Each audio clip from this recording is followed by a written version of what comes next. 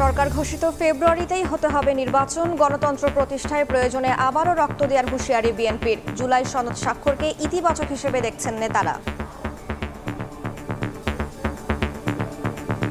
আমলাতন্ত্রকে কোনো একটি নির্দিষ্ট দলের পকেটে নেওয়ার চেষ্টা করা হচ্ছে। আমরা যতই সংস্কার করি, যতক্ষণ পর্যন্ত না নির্বাচিত সরকার গঠন করতে পারবো, ততক্ষণ পর্যন্ত আমরা গণতন্ত্রে ফিরে যেতে পারবো না। প্রয়োজন হলে আবারও বুকের রক্ত দিয়ে আমরা গণতন্ত্রকে প্রত্যেকটি রাজনৈতিক দল তারা তাদের মতামত দিয়ে একটি জায়গায় আসতে পারবে। সনদ বাস্তবায়নে বিশেষ আদেশে গণভোটের প্রস্তাব দিতে যাচ্ছে ঐকমত্য কমিশন। আয়োজন হতে পারে জাতীয় নির্বাচনের দিনই। দলগুলো না মানলে অস্থিরতা বাড়ার শঙ্কা। সবগুলো যদি বাস্তবায়িত না হয়, একাঙ্ক্ষিত লক্ষ্যে পৌঁছতে চাই, সে ব্যাপারেও কিছুটা সন্দেহ থেকে যাবে। জাতীয় স্বার্থে রাজনৈতিক দলগুলোর মধ্যে একটা মানসিকতা তৈরি হওয়া দরকার। দেখছিলেন প্রধান শিরোনাম। দুপুরের সময়ের সঙ্গে আছি আমি রাইসা জান্নাত। এবার অন্যান্য শীর্ষ সংবাদ। পিআর পদ্ধতিতে নির্বাচনের দাবিতে আবারও রাজপথে ইসলামী দলগুলো। জামায়াত, চরমোনাই, খেলাফত মজলিসের আলাদা কর্মসূচি। পাচার হওয়া অর্থ ফেরাতে দুদক সহ বিভিন্ন সংস্থার দৌড়ঝাঁপ। আন্তর্জাতিক সমঝোতায় গতি না পেলে কাগজে কলমে আটকে যাবে সব উদ্যোগ। শুধু জব্দ নয়, দরকার আদালতের রায়। ফিল্মি কায়দায় গাড়ির বিশেষ চেম্বারে মাদক চোরাচালান। গোপন স্থানে অটোমেটিক সুইচ। ডগ স্কোয়াডের সহায়তায় উত্তরায় উদ্ধার। র্যাবের জালে 2 অপরাধী। চাহিদার চেয়েও বেশি ডিম উৎপাদন, তারপরও কেন বাড়তি দর, প্রশ্ন ভোক্তার। মধ্যস্বত্বভোগীদের দুষলেন উপদেষ্টা ফরিদা। কঠোর ব্যবস্থার হুঁশিয়ারি। এবং ইসরায়েলের বন্দী শহীদুল আলমকে তুরস্কের সহায়তায় মুক্ত করার উদ্যোগ সরকারের। গাজায় যুদ্ধবিরতি চুক্তির অনুমোদন তেল আবিবের। পর্যবেক্ষণে 200 সেনা পাঠাবে যুক্তরাষ্ট্র।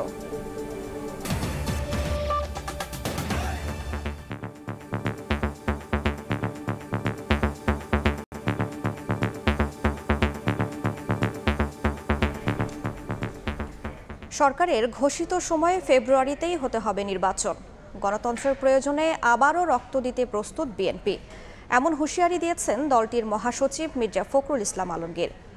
তিনি বলেন, একটি দল আমলাতন্ত্রকে নিজেদের পকেটে নেওয়ার চেষ্টা করছে।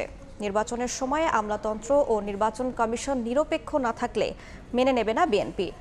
ধানের শীষ প্রতীক নিয়ে অযথা বিতর্ক তৈরি না করারও আহ্বান জানিয়েছেন বিএনপি মহাসচিব। এরশাদ বিরোধী আন্দোলনে শহীদ হন নাজির উদ্দিন জিহাদ। শুক্রবার সকালে দৈনিক বাংলার মোড়ে শহীদ জিহাদ স্মরণে নির্মিত স্মৃতিস্তম্ভে শ্রদ্ধা জানান 90-এর গণঅভ্যুত্থানের আন্দোলনকারী ছাত্র জনতা।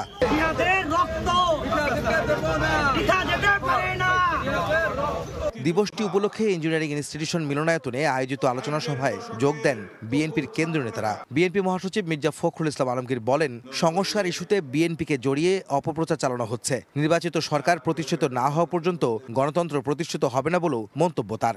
কয়েকজন মিলে কিছু আইন তৈরি করলাম আর গণতন্ত্র হয়ে গেল? হয় না।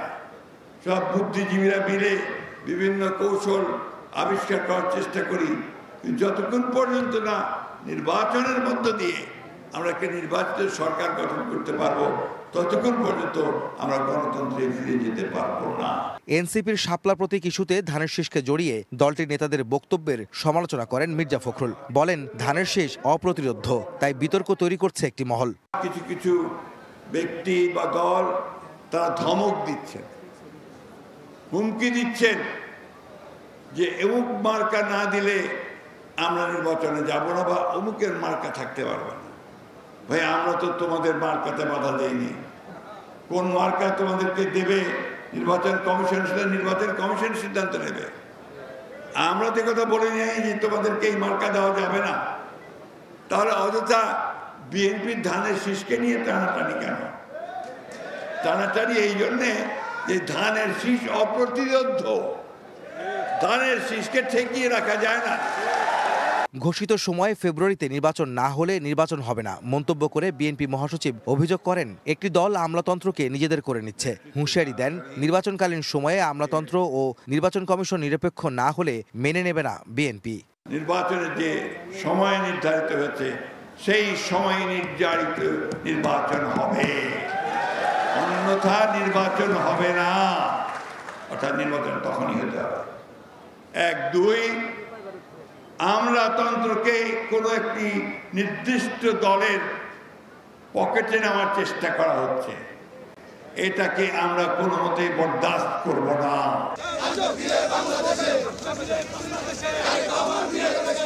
এদিকে শহীদ রাষ্ট্রপতি জিয়াউর রহমানের সমাধিতে শ্রদ্ধা নিবেদন শেষে বিএনপির সিনিয়র যুগ্ম মহাসচিব রুহুল কবির রিজভী বলেন, 15 অক্টোবর জুলাই সনদ স্বাক্ষরকে ইতিবাচক হিসেবে দেখছে বিএনপি। অমীমাংসিত বিষয় মীমাংসা করতে হলে সেখানে তো আলাপ আলোচনা হবে, কিছুটা দীর্ঘসূত্রিত হবে, কিন্তু আলাপ আলোচনার মধ্যে দিয়ে একটা সিদ্ধান্তে আসবে, এটাই স্বাভাবিক, এটাই গণতন্ত্রের নিয়ম পদ্ধতি। আহমেদ সালেহীন, সময় সংবাদ, ঢাকা। জুলাই সনদ বাস্তবায়নে বিশেষ আদেশ জারি করে গণভোটের প্রস্তাব দিতে যাচ্ছে ঐকমত্য কমিশন। জাতীয় নির্বাচনের দিনই হতে পারে গণভোট, তবে সময়সীমা চূড়ান্ত সিদ্ধান্ত সরকারের হাতে ছেড়ে দিতে চায় ঐকমত্য কমিশন। সময় সংবাদকে এমন তথ্য জানিয়েছেন কমিশনের সদস্য বদিউল আলম মজুমদার। সংস্কার বাস্তবায়ন না হলে ফ্যাসিবাদ থেকে যাবে বলে শঙ্কা তার।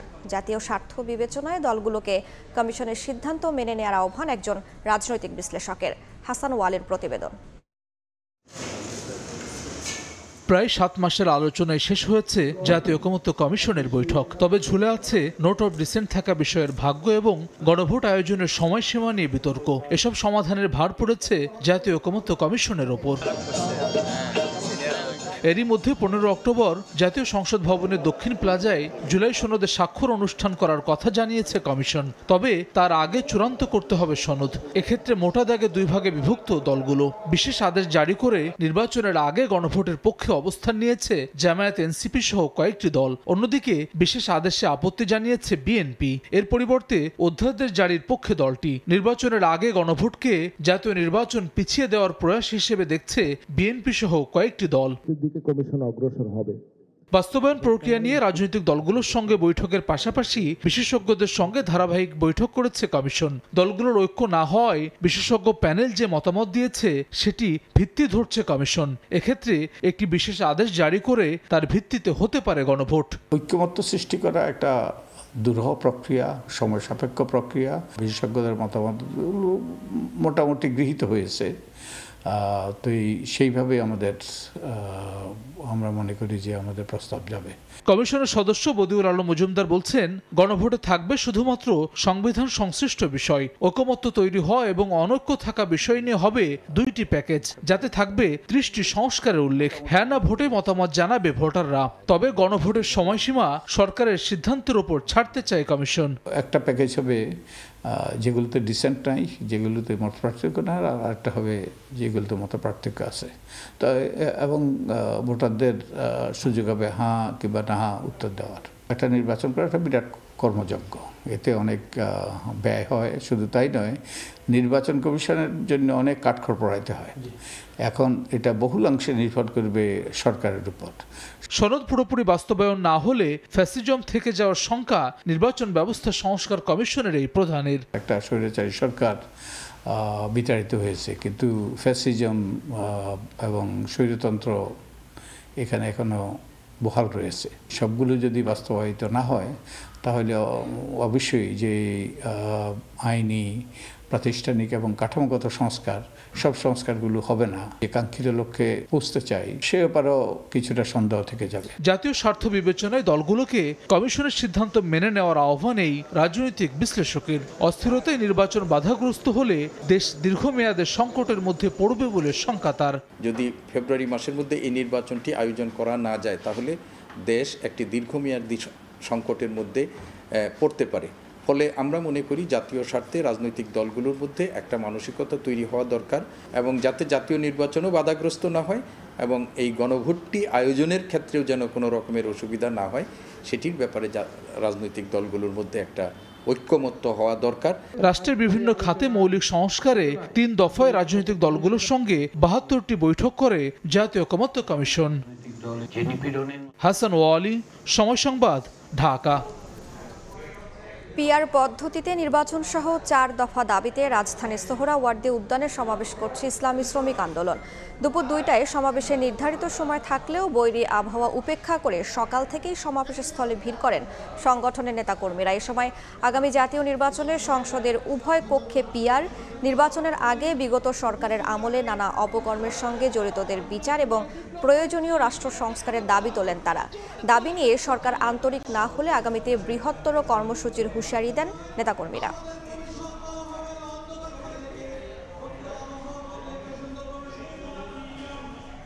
এই মুহূর্তে রাজধানীর সোহরাওয়ার্দী উদ্যানে আছেন সহকর্মী শফিক মুন্সি, সরাসরি যাচ্ছি তার কাছে। এই মাত্র পবিত্র কোরআন তেলাওয়াতের মাধ্যমে ইসলামী শ্রমিক আন্দোলনের আজকের এই প্রতিষ্ঠাবার্ষিকীর কর্মসূচির আনুষ্ঠানিক উদ্বোধন করা হলো এবং আমরা যে বিষয়টি দেখেছি যে এই সোহরাওয়ার্দী উদ্যানে বেলা 12টার আগ থেকেই কিন্তু ঢাকার বিভিন্ন অঞ্চল থেকে এই সংগঠনটির নেতাকর্মীরা বৃষ্টি উপেক্ষা করেই এই সোহরাওয়ার্দী উদ্যানে জমায়েত হয়েছে এবং তারা মূলত 4 দফা দাবিতে আজকের এই কর্মসূচি পালন করছে। তাদের এই 4টি দাবির প্রথম দাবি হচ্ছে আগামী জাতীয় নির্বাচনে উভয় কক্ষে অর্থাৎ উচ্চ কক্ষ এবং নিম্ন কক্ষ 2 কক্ষেই যেন পিআর পদ্ধতিতে নির্বাচন করা হয় এবং এই সংগঠনটির নেতাকর্মীরা দাবি করছেন যে পিআর পদ্ধতিতে নির্বাচন হলেই ফ্যাসিবাদের পুনরুত্থান সেটি কিন্তু আটকানো সম্ভব।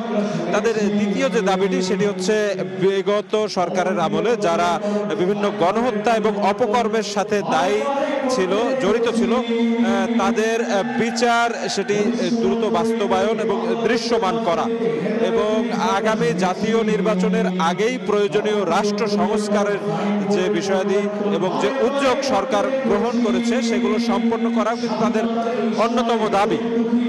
এই সংগঠনটির নেতাকর্মীরা বলছেন যে ঐক্যমত কমিশনে কিন্তু দীর্ঘদিন যাবৎ প্রায় 30টিরও অধিক রাজনৈতিক দল নানাভাবে অংশগ্রহণ করে রাষ্ট্র সংস্কারের ব্যাপারে নানা মতামত দিয়েছে।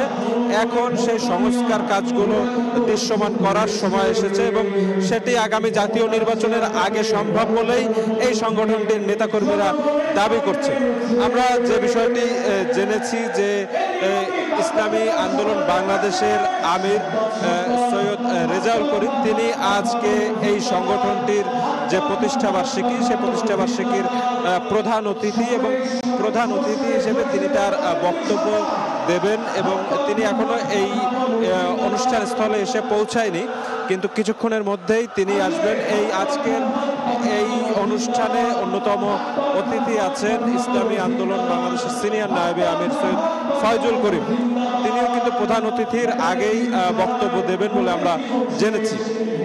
আমরা জেনেছি যে এই ইসলামী শ্রমিক আন্দোলন মূলত ইসলামী আন্দোলন বাংলাদেশের একটি অঙ্গ সংগঠন, অর্থাৎ তাদের শ্রমিক উইং আর কি, এবং সারা দেশের বিভিন্ন প্রান্ত থেকেই কিন্তু এই সংগঠনটির নেতাকর্মী যারা ছিলেন তারা কিন্তু এই আজকের অনুষ্ঠানটিকে কেন্দ্র করে বৃষ্টি উপেক্ষা করেই কিন্তু এই সভাস্থলে এসে পৌঁছেছে এবং হাজারে হাজারে নেতাকর্মী এক প্রকার প্রতিকূল দুর্যোগপূর্ণ আবহাওয়াকে উপেক্ষা করেই আজকের এই সমাবেশে যোগ দিয়েছে বলে আমরা দেখতে পেয়েছি। তো এই ছিল আমার কাছে সোহরাওয়ার্দী উদ্যান থেকে ইসলামী শ্রমিক আন্দোলন আয়োজিত তাদের যে প্রতিষ্ঠাবার্ষিকীর আজকের সমাবেশ সে ব্যাপারে সর্বশেষ।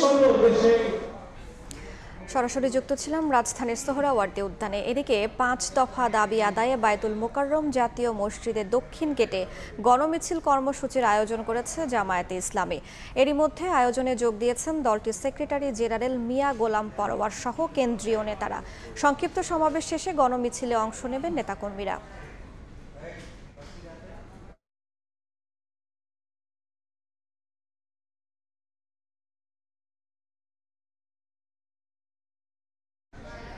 ছুটির দিনেও রাজশাহী ও চট্টগ্রাম বিশ্ববিদ্যালয়ের কেন্দ্রীয় ছাত্র সংসদ ও হল সংসদ নির্বাচনের সরগরম প্রচারণা। জুমার নামাজ শেষে মসজিদ প্রাঙ্গণ ও আশপাশের এলাকার প্রার্থীদের দেখা যায় ভোটারদের সঙ্গে শুভেচ্ছা বিনিময় ও প্রচারণায় ব্যস্ত থাকতে। এর আগে হলগুলোতে গণসংযোগ করেন তারা। আবাসিক হলগুলোতে শিক্ষার্থীদের মাঝে লিফলেট, ইশতেহার বিতরণ করে ভোট চান প্রার্থীরা। আগামী 15 অক্টোবর চাকসু ও 16 অক্টোবর আকসু নির্বাচন নিয়ে আর কোনো শঙ্কা নেই বলে জানান নির্বাচন কমিশন।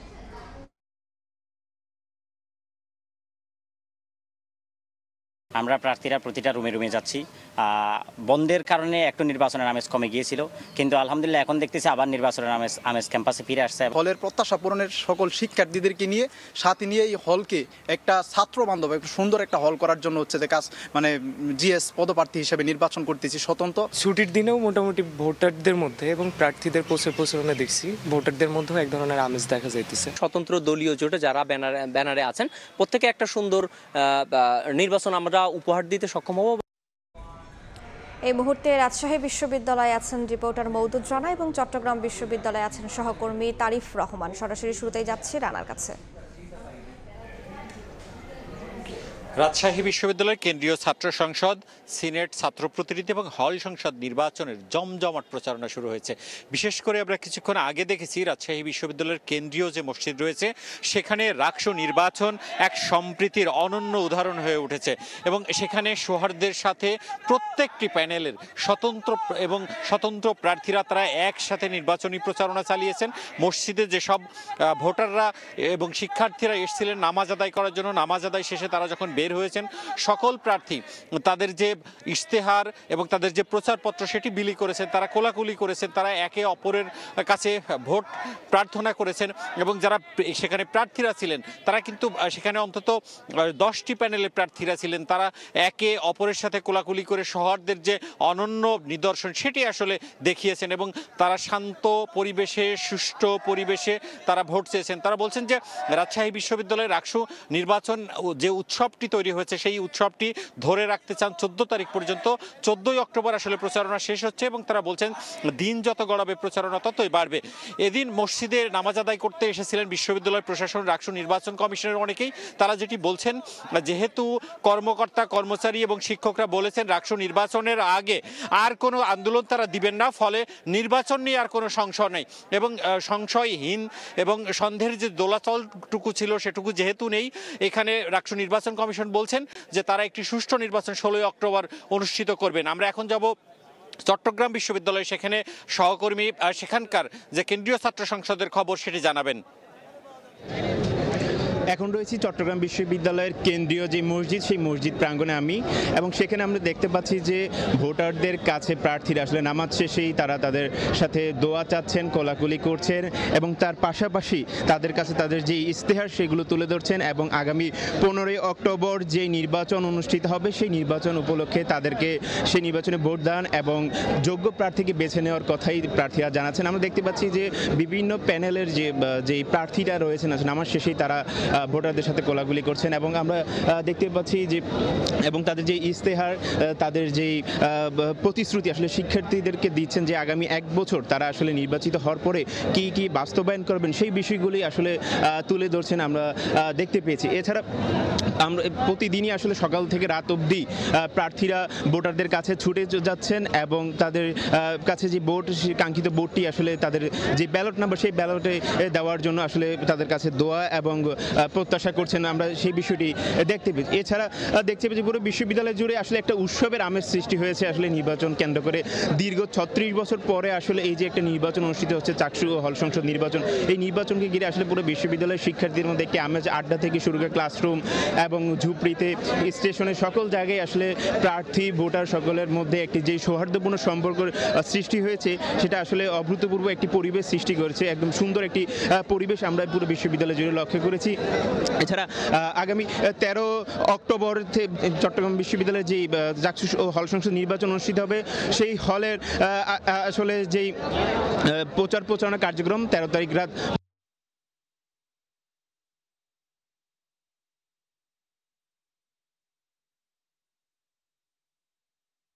করছেন এবং তাদের যে প্রস্তুতি রয়েছে সেই প্রস্তুতিও আসলে তারা বেশ সুন্দরভাবে সম্পন্ন করার প্রত্যাশা রাখছেন এবং আগামী 15 অক্টোবর চট্টগ্রাম বিশ্ববিদ্যালয়ের 27,518 জন শিক্ষার্থী তাদের যে মূল্যবান ভোট, সেই মূল্যবান ভোটের মাধ্যমে তাদের যোগ্য প্রতিনিধি নির্বাচন করবেন। এই ছিল আমার কাছে চট্টগ্রাম বিশ্ববিদ্যালয়ের কেন্দ্রীয় মসজিদ থেকে সরাসরি যুক্ত ছিলাম চট্টগ্রাম বিশ্ববিদ্যালয়, তার আগে যুক্ত ছিলাম রাজশাহী বিশ্ববিদ্যালয়। দেশ থেকে পাচার হওয়া 28 লাখ কোটি টাকা উদ্ধারে তৎপর অন্তর্বর্তী সরকার। দুদক সহ সংশ্লিষ্ট প্রতিষ্ঠানগুলো অর্থের গন্তব্য ও পাচারকারীদের শনাক্তে যৌথ টাস্ক ফোর্স, রেড নোটিশ ও চিঠি পাঠানোর মতো পদক্ষেপ নিচ্ছে। বিশেষজ্ঞরা বলছেন, অতীতের যে কোনো সময়ের চেয়ে এবার সংস্থাগুলো বেশ সক্রিয়। তবে তাদের মতে আন্তর্জাতিক সমঝোতা ও দ্রুত আদালতের রায় না হলে অর্থ ফেরানোর উদ্যোগ কাগজে কলমেই সীমাবদ্ধ থাকবে। তাসলিম তৌহিদের প্রতিবেদন। গণঅভ্যুত্থানে শেখ হাসিনা সরকার পতনের পর 2024 সালের ডিসেম্বরে দুর্নীতির শ্বেতপত্র প্রকাশ করে অন্তর্বর্তী সরকার, যেখানে উঠে আসে আওয়ামী আমলের 14 বছরে 28 লাখ কোটি টাকা বিদেশে পাচারের তথ্য। সেই হিসাবে প্রতি বছর গড়ে 1,80,000 কোটি টাকা পাচার করা হয়। পাচার হওয়া এসব অর্থ উদ্ধারে তৎপর তদন্ত সংস্থাগুলো। শেখ হাসিনা পরিবার, বসুন্ধরা গ্রুপ, এস আলম সহ 10 ব্যবসায়ী গ্রুপের সম্পদ খুঁজতে দুদক সহ সংশ্লিষ্ট প্রতিষ্ঠানের সমন্বয়ে টাস্কফোর্স কাজ করছে। বিএফআইইউ এর তথ্য বলছে, ইতোমধ্যে 57,000 কোটি টাকার বেশি সম্পদ জব্দ করা হয়েছে, যার মধ্যে বিদেশে 10,500 কোটি টাকা। আর দুদক গেল 9 মাসে প্রায় 425 কোটি 92 লাখ টাকা জব্দের আদেশ পেয়েছে আদালত থেকে। জব্দ করতে চিঠি পাঠানো, অপরাধীদের দেশে ফেরাতে ইন্টারপোলে রেড নোটিশ সহ দুদকের বৈদেশিক শাখা নানা তৎপরতা চালাচ্ছে। দেশে যে অর্থ পাচার হয়েছে সে অর্থ পুনরুদ্ধারের জন্য দুর্নীতি দমন কমিশন, বাংলাদেশ ব্যাংক সহ সরকারের আরও অন্যান্য সংস্থা আমরা একসাথে চেষ্টা করছি। সুপ্রিম কোর্টের এক আইনজীবী বলছেন, দুর্নীতিবাজরা দ্রুত অর্থ সরিয়ে ফেলে, তাই সাময়িক জব্দ নয়, বিদেশি দেশকে বোঝাতে দরকার আদালতের রায়। Investigation as early as possible শেষ করে দেওয়া, ট্রায়াল স্টার্ট করে দেওয়া, ট্রায়াল কনক্লুড করে দেওয়া, এটা টাইম ফ্রেম করে দেওয়া 6 মাস 1 বছরের মধ্যে পুরোটা শেষ করতে হবে। তাহলে টাকার ফর্মটা র্যাপিডলি আর চেঞ্জ হতে পারতেছে। অর্থনীতি বিশ্লেষকের মতে, অর্থ ফেরাতে আন্তর্জাতিক যোগাযোগ বাড়ানো ও পরবর্তী সরকারকেও তা অব্যাহত রাখা জরুরি। নেগোসিয়েশন করলে যেটা হবে যে কনসার্ন কান্ট্রিতে যে দেশে টাকা পাচার করা হয়েছে সেই দেশের আইনটাকে তারা আবার রিফর্ম করবে, তাই না? এটা নেগোসিয়েশনের মাধ্যম দিয়ে সম্ভব। বাট আপনি আইনি প্রক্রিয়ার মাধ্যম দিয়ে পৃথিবীর কোনো দেশই আপনার 10%-এর বেশি টাকা আনতে পারে নাই, এবং আমাদের টিআইবির যে গবেষণা রয়েছে সেটা 2%-এর বেশি কেউ টাকা আনতে পারে নাই। সম্পদ জব্দের আদেশে যুক্তরাজ্য ইতোমধ্যে সাবেক ভূমিমন্ত্রী সাইফুজ্জামান জাবেদের সম্পদ জব্দ করেছে। তাসলিম তৌহিদ, সময় সংবাদ, ঢাকা। চাহিদার চেয়ে উৎপাদন বেশি হলেও মধ্যস্বত্বভোগীদের কারণেই অস্থিতিশীল থাকে ডিমের বাজার। এতে কৃষক ও ভোক্তা উভয়ই ক্ষতিগ্রস্ত হচ্ছেন বলে মন্তব্য করেছেন প্রাণী সম্পদ উপদেষ্টা। বিনিয়োগ না করেও যারা ডিমের বাজার থেকে ফায়দা লুটছেন তাদের আর কোনো ছাড় দেওয়া হবে না বলে হুঁশিয়ারি করেছেন তিনি। সহজলভ্য আমিষের উৎস হিসেবে কদর ডিমের। সবজিসহ অন্য খাদ্যপণ্যের দাম বাড়লে পুষ্টি বিবেচনায় পছন্দের তালিকায় ওঠে ডিম। বর্তমানে দেশে যে পরিমাণ ডিম উৎপাদন হয় তাতে চাহিদা মেটানোর পরও থাকে অতিরিক্ত, এমন তথ্যই দিচ্ছে প্রাণী সম্পদ অধিদপ্তর। প্রায় 6,50,00,000 অধিক প্রতিদিন বাজারে ডিম আসছে। সপ্তাহে 2টা ডিম মিনিমাম একটা রিকোয়ারমেন্ট ধরে আমরা কিন্তু বছরে 104টি ডিমের একটা এস্টিমেট করেছিলাম। এখন কিন্তু আমরা একটা বিরাট ভালো একটা পর্যায়ে প্রায় 137-38টির উপরে কিন্তু ডিম আমরা জনগণকে সাপ্লাই দিতে পারছি। এই জায়গাটা আমরা চেষ্টা করছি কিভাবে আরো উৎপাদন বাড়া যায়। চাহিদা যোগান সমীকরণে উদ্বৃত্ত হিসাব থাকার পরও বছর জুড়ে অস্থিতিশীল থাকে ডিমের বাজার। কৃষি অর্থনীতিবিদরা বলছেন, বিপণন কাঠামোতে মধ্যস্বত্বভোগীদের ঠেকাতে পারলেই প্রত্যাশিত পর্যায়ে আনা সম্ভব ডিমের দাম। সবজির সিন্ডিকেটের থেকেও ডিমের সিন্ডিকেট ভয়াবহ। এইটাও কিন্তু আপনার বাজারটা এক শ্রেণীর নিয়ন্ত্রণ করতেছে এবং এটা তো সরকার নিয়ন্ত্রণ করতে পারতেছে না। আপনার সরকার যদি নিয়ন্ত্রণ করে আপনার ডিমের বাজারে আপনার ক্রাইসিস হওয়ার কথা না। এদিকে শুক্রবার সকালে বিশ্ব ডিম দিবস উপলক্ষে আয়োজিত আলোচনায় প্রাণী সম্পদ উপদেষ্টা বলেন, যারা ডিমের বাজারে কেবল হাত বদলের মাধ্যমে ফায়দা নিচ্ছেন তাদের বিরুদ্ধে কঠোর অবস্থানে যাবে সরকার। খামারের দাম বেশি পাচ্ছে না, মাঝখানে শুধু হাত বদল করার কারণে, এমনকি আমি এটাও শুনেছি যে কাউরান বাজারে আসার পরেও শুধু ইয়ের পর্যন্ত যাওয়ার মধ্যে কয়েক হাত বদল হয়ে যায়। এই যে জায়গাগুলো এইগুলোকে অবশ্যই কঠোর হাতে দমন করতে হবে। এই ব্যাপারে কোনো ছাড় দিয়ে আমরা দিতে চাই না। পোল্ট্রি ফিডের দাম কমাতে দেশে ভুট্টা উৎপাদনে জোর দেওয়ার পরামর্শ দেন উপদেষ্টা। গরুর মাংস। ফরহাদুর রহমান, সময় সংবাদ, ঢাকা। বৃষ্টি কমতে দিচ্ছে না পণ্যের দাম, এমন যুক্তিতে রাজধানীর কাঁচা বাজারের বিক্রেতারা চড়া মূল্যে বিক্রি করছেন শিম, টমেটো, বেগুন সহ বেশিরভাগ সবজি। কাঁচামরিচের দাম কমতির খবর মিললেও তা চড়ে আছে 160 থেকে 200 টাকা কেজি দরে। ইলিশবিহীন মাছ বাজারেও রয়েছে ঊর্ধ্বমুখী। মুরগির দাম স্থিতিশীল থাকলেও বাড়তি ডিমের ডজন। কারণ বাজার ঘুরে রিপোর্ট করেছেন সাদিক ইমন। বৃষ্টি ভেজা ছুটির দিনেও যেন দামের উত্তাপে গরম রাজধানীর সবজি বাজার।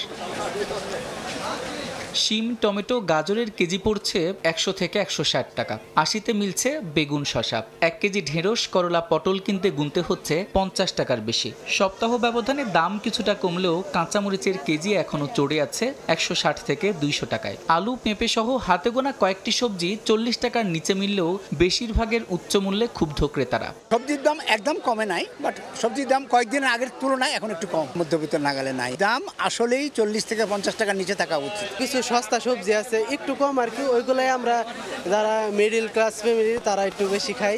বিক্রেতাদের যুক্তি, রাজধানীর বাজারে সবজির দাম কমতে দিচ্ছে না বৃষ্টি। সবকিছুরই দাম কাঁচামালের বেশি থাকে, কারণ এই সিজনটাই থাকে তলায় না। গ্যাসের সপ্তাহ থেকে এই সপ্তাহে কিছুই কমে নাই, সব সবজির দাম বেশি। দেশি কাঁচামরিচ আসছে মোটামুটি ভরপুর হয়ে গেছে, ওটার দামটা একটু কম। নিষেধাজ্ঞা থাকার কারণে মাছ বাজারে নেই ইলিশ। বিক্রেতারা জানান, চাষের রুই কাতলের দাম স্থিতিশীল থাকলেও বেড়েছে ট্যাংরা, পাবদা সহ ছোট মাছের দাম। নদীতে পানি বেড়ে যাওয়ায় মাছ ধরা পড়ছে কম, তাই দাম বাড়তি বলে যুক্তি তাদের।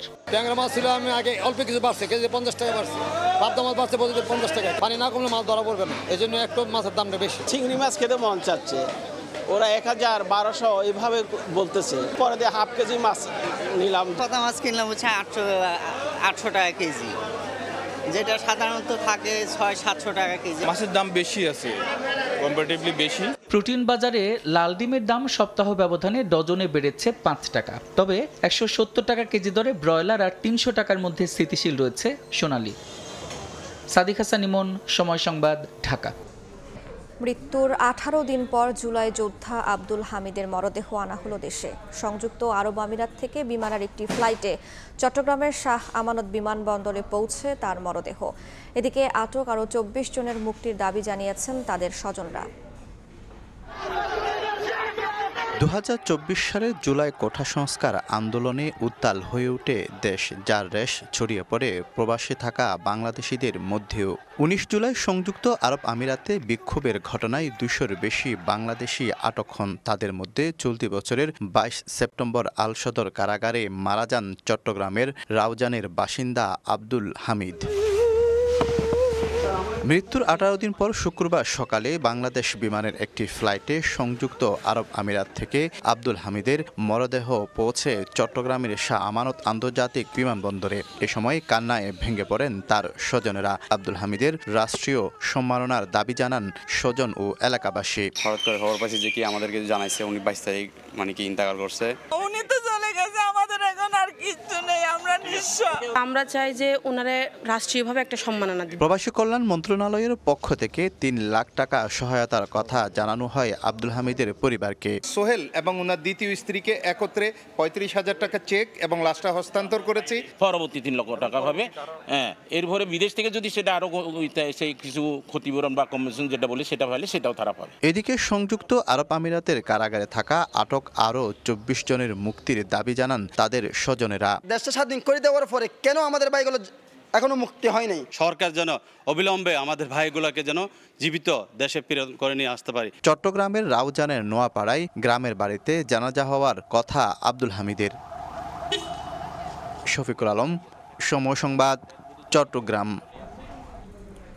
সমাজে অদৃশ্য এক কারাগারের নাম মানসিক অসুস্থতা। বিশ্ব স্বাস্থ্য সংস্থার মতে বিশ্বজুড়ে প্রায় 97 কোটির ওপরে আর বাংলাদেশে প্রায় 3 কোটির বেশি মানুষ কোনো না কোনোভাবে মানসিক অসুস্থতায় ভোগেন।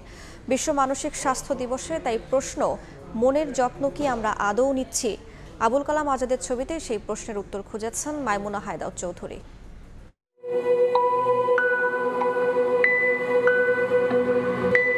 ডিপ্রেশন সেটা আবার কি? ও তো অসামাজিক। ধুর, যত সব ন্যাকামি। চারপাশের চোখ, ঠোঁট, শব্দ সব যেন ছুঁড়ে মারছে হাজারটা প্রশ্ন, হাজারটা অবজ্ঞা। মন খারাপেরও বেদনা আছে, আছে অদৃশ্য এক আর্তনাদ। এই উপলব্ধি এখনো বহুদূরের। বরঞ্চ দেহের রোগে অস্থির হওয়া মানুষগুলোই ভালো চোখে দেখেন না মনের রোগকে।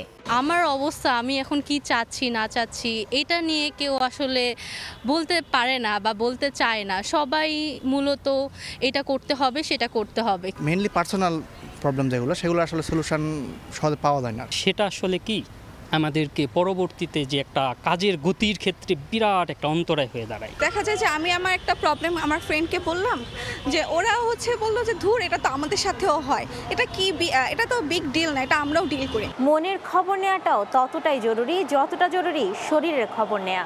বিশ্ব স্বাস্থ্য সংস্থার তথ্য বলছে, বিশ্বে প্রতি 8 জনে 1 জন মানুষ মানসিক সমস্যায় ভোগেন। আর বাংলাদেশে এই অবস্থা আরও বেশি ভয়াবহ। বাংলাদেশে 18 বছরের বেশি বয়সী প্রতি 5 জনে 1 জন মানসিক সমস্যায় ভুগছেন। উদ্বেগের বিষয়, তাদের মধ্যে 92% পান না সঠিক চিকিৎসার সুযোগ। আমাদের যে উপজেলা এবং ডিস্ট্রিক্ট লেভেলের যে হসপিটালগুলো আছে, ওখানে সাইকিয়াট্রির যে স্পেশালাইজড সার্ভিস সিস্টেম, ওটা এখনও অতটা ডেভেলপ না বা অ্যাভেলেবল না। যে কোনো মেন্টাল হেলথ ক্রাইসিসে এই সার্ভিসগুলো যেন তাদের কাছে অ্যাক্সেসিবল করা যায় এবং বিষয়গুলোকে যেন প্রায়োরিটাইজ করা হয়। সময়ের সাথে সাথেই কিন্তু প্রবলেমগুলো এটার সাথে রিলেটেড। শুধুমাত্র যে অ্যাডিক্ট হয়ে যাওয়ার পরে আমি তাকে সাইকিয়াট্রিস্টের কাছে নিয়ে যাব, তারপর তাকে শেখাবো, বিষয়টা ওরকম না। আমি যদি এটার সায়েন্টিফিক কিছু এক্সপ্লেনেশন দিই, তখন তার ব্রেন কিন্তু এটা ধীরে ধীরে রিসিভ করবে, সেও ভাববে বিষয়গুলো নিয়ে। উদ্বেগ, হতাশা, অতিরিক্ত চাপ এসবই মানসিক অসুস্থতার মূল প্রভাবক, যেগুলো সারাতে প্রয়োজন একটু মনোযোগ আর সচেতনতা। আমি আমার রাগ নিয়ন্ত্রণ করতে পারছি না, আমার স্ট্রেস লেভেল এত বেড়ে যাচ্ছে, সেটা আমি কোপ করতে পারছি না, বা আমি আত্মবিশ্বাসী হয়ে উঠতে পারছি না। যদি এরকম অনুভূতি হয়, তখন কিন্তু তাকে অবশ্যই পেশাগত মনোবিজ্ঞানীর শরণাপন্ন হতে হয়। মানসিক স্বাস্থ্য মানেই জীবনবোধের যত্ন। প্রতিদিন শোনা হোক না বলা সব কথা, মনের ঘরের খোঁজও নেওয়া হোক নিয়মিত। মাইমুনা হায়দার চৌধুরী, সময় সংবাদ, ঢাকা। আপত্তি ওঠায় ঢাকা বিশ্ববিদ্যালয়ের বকুলতলায় শরৎ উৎসব আয়োজনের অনুমতি বাতিল করে দেয় চারুকলা অনুষদ। বিকল্প ভেন্যু গ্যান্ডারিয়ার কচিকাচার স্কুল মাঠে এই আয়োজন করার কথা থাকলেও সেখানেও আয়োজন করতে পারেনি সত্যেন সেন শিল্পী গোষ্ঠী। শরৎ উৎসব কোনো রাজনৈতিক আয়োজন নয় জানিয়ে সংগঠনটির সাধারণ সম্পাদক মানজার চৌধুরী সুইট জানান, ভুইফোর কিছু সংগঠন এসব আয়োজনকে অপহরণ করার চেষ্টা করছে, যারা কোনো দলের নয়।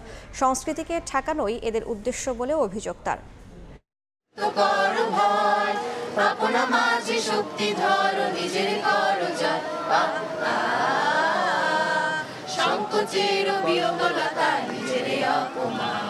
কথা ছিল নাচে গানে আবৃত্তিতে করা হবে শরতের বন্দনা, তবে শেষ পর্যন্ত তা আর হলো না। তাই চেয়ারে বসেই গান গাইলেন শিল্পীরা। সত্যেন সেন শিল্পী গোষ্ঠীর আয়োজনে চারুকলার বকুলতলায় হওয়ার কথা ছিল শরৎ উৎসব, তবে শেষ মুহূর্তে চারুকলা অনুমতি না দিলে অনুষ্ঠানটি স্থানান্তর করা হয় গেন্ডারিয়ার কিশালয় কচিকাচার মেলায়। তবে সেখানেও আসে বাধা, শেষমেশ অনুষ্ঠান বন্ধ করতে বাধ্য হন আয়োজকরা।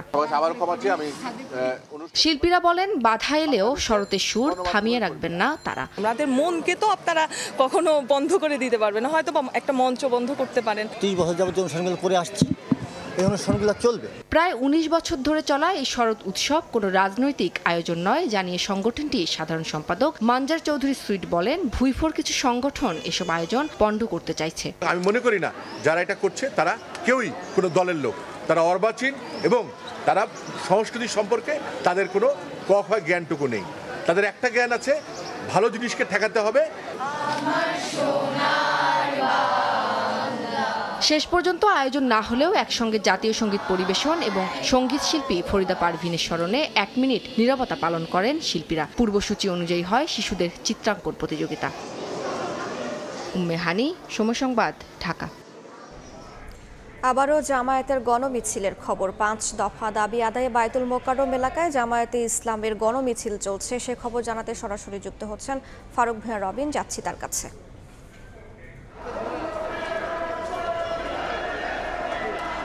5 দফা দাবিতে জামায়াতে ইসলামীর ঢাকা মহানগর উত্তর ও দক্ষিণের যৌথ আয়োজনে যে গণমিছিল সেটি অল্প কিছুক্ষণ আগে বায়তুল মোকাররমের দক্ষিণ গেট থেকে শুরু হয়েছে এবং এই মুহূর্তে এই মিছিলটি পল্টন মোড় প্রদক্ষিণ করছে এবং যেটি জানা যাচ্ছে যে এই মিছিলটি এই দিক দিয়ে পল্টন মোড় হয়ে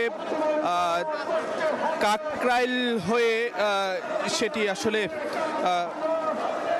শেষ হবে এই মিছিলটি। তো এখন পর্যন্ত এর আগে কিন্তু একটি যে সংক্ষিপ্ত সমাবেশ হয়েছে বায়তুল মোকাররমের দক্ষিণ গেটের সামনে এবং সেখানে জামায়াতে ইসলামের শীর্ষ নেতারা বিশেষ করে জামায়াতের সেক্রেটারি জেনারেল মিয়া গোলাম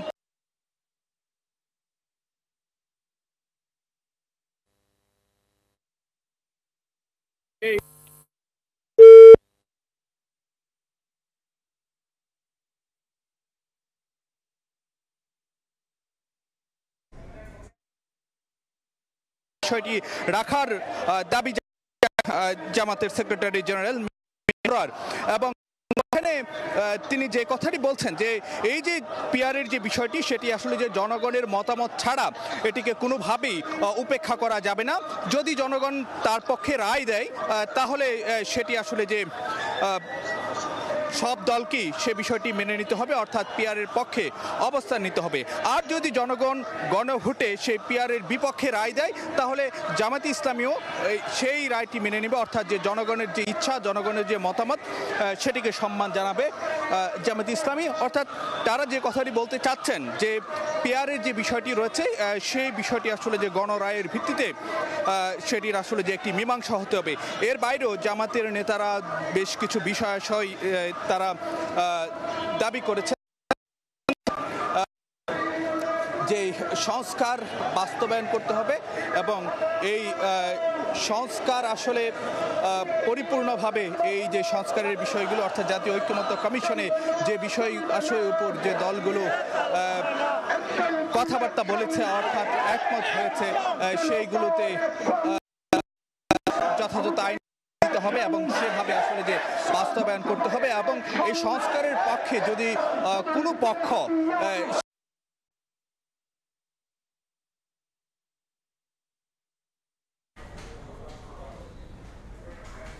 রাজধানীর পল্টন থেকে জামায়াতের গণমিছিলের খবর জানাচ্ছিলেন সহকর্মী ফারুক ভূঁইয়া রবিন।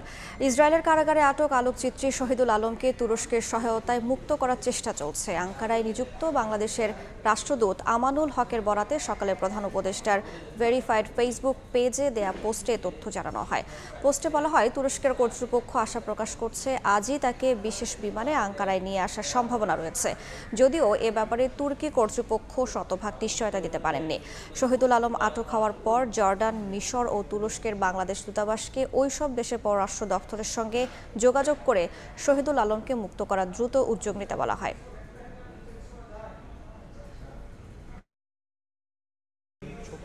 খেলার খবর, এশিয়ান কাপ বাছাইয়ের অ্যাওয়ে ম্যাচ খেলতে হংকং চায়না গেল বাংলাদেশ ফুটবল দল। হোমে জয় না পেলেও হংকংয়ের মাটিতে জয় তুলে নিতে চান জামাল ভূঁইয়ারা।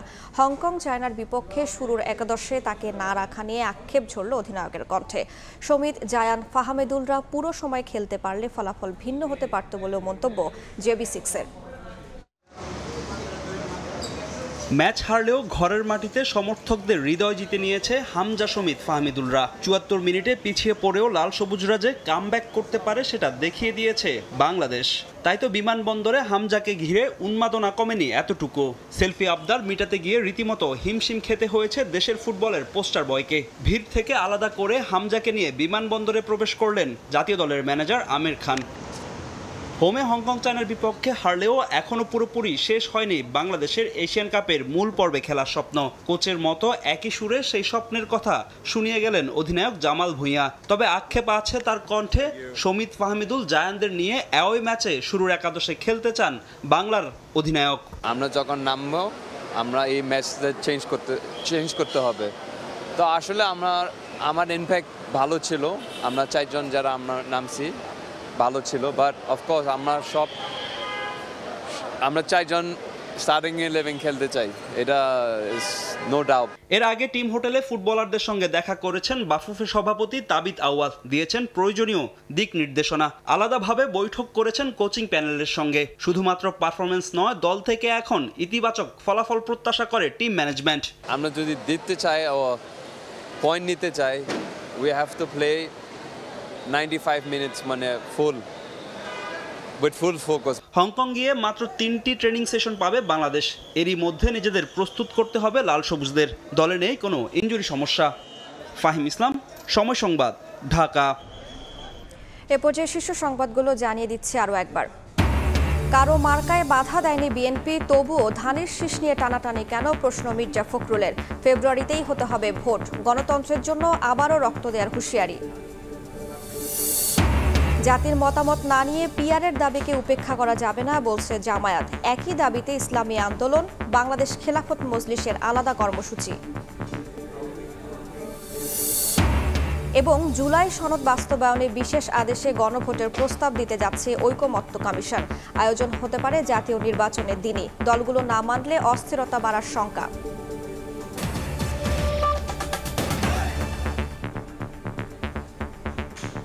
এই ছিল দুপুরের সময়। এরপর সময় সংবাদ নিয়ে সঙ্গে থাকবেন সহকর্মী আমিরুল ইসলাম আলিফ। ধন্যবাদ রাইসা। সময় সংবাদ নিয়ে ফিরছি কিছুক্ষণ পর, সঙ্গে থাকুন সময়।